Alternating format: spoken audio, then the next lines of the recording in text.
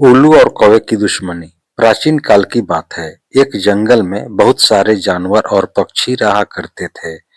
उन सभी पक्षियों का राजा एक हंस था, जिसे राजपाट से ज्यादा मतलब नहीं था। उसका अधिकांश समय ईश्वर की भक्ति में गुजरता था।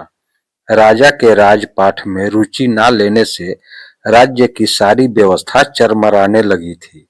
राजा के द्वारा किसी प्रकार की रोक टोक न होने से जंगल में बाहरी पक्षी भी अतिक्रमण करने लगे थे।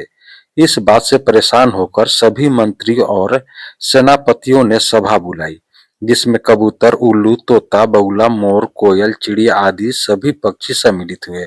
सभा में राजा उपस्थित नहीं था, वह जंगल की गुफाओं में ध्यान में लगा हुआ था।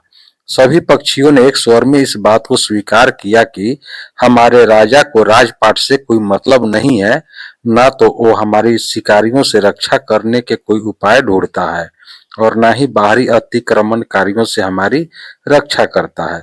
अब समय आ गया है कि किसी और को पक्षियों का राजा चुना जाए। कई दिनों तक इसी बात पर मंथन होता रहा।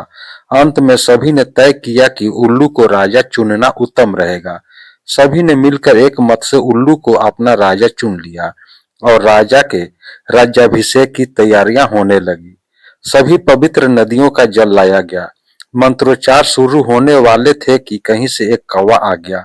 इतने भव्य कार्यक्रम की तैयारियां देख कौवे ने सोचा, लगता है यहाँ कोई विशेष कार्यक्रम है, अंदर चलकर देखा जाए। जैसे ही कौवा अंदर पहुंचा, सारे पक्षी उसे देखकर आश्चर्य में हो गए। वे जानते थे कि कौवे चतुर और कूटनीतिज्ञ होते हैं, इसलिए सभी उसका विचार जानने के लिए कौवे के पास पहुंच गए।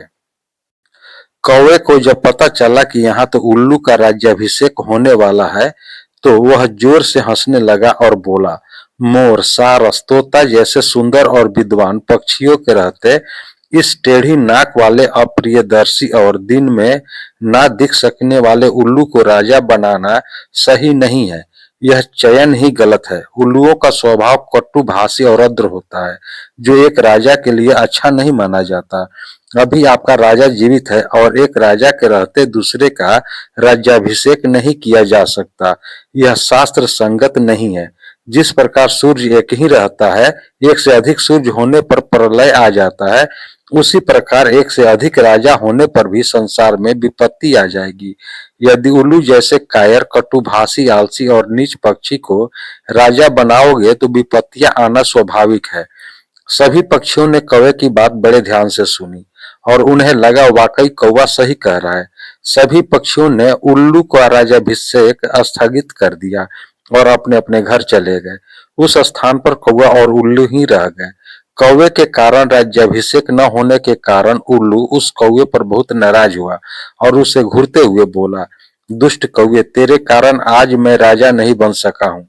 अगर तू न आता और अपना ज्ञान न देता तो अब तक मैं राजा बन गया होता। याद रख, मैं अपने इस अपमान का बदला जरूर लूंगा। आज से तेरा और मेरा परंपरागत वंश बैर रहेगा। कौवों को भी लगा उसने बिना कारण उल्लू से बैर मोल ले लिया है, क्योंकि कभी कभी सच्ची बात कह देना और दूसरे के कार्यों में बिना कारण हस्तक्षेप करना भी नुकसानदायक होता है। कौवा वहां से चुपचाप उड़ गया। तभी से कौवा और उल्लुओं का बैर चला आ रहा है। शिक्षा। कौवा और उल्लू की इस कहानी से हमें शिक्षा मिलती है कि कभी भी बिना कारण किसी के मामले में हस्तक्षेप नहीं करना चाहिए। दोस्तों, यह कहानी आपको कैसी लगी? कहानी को लाइक करें, शेयर करें।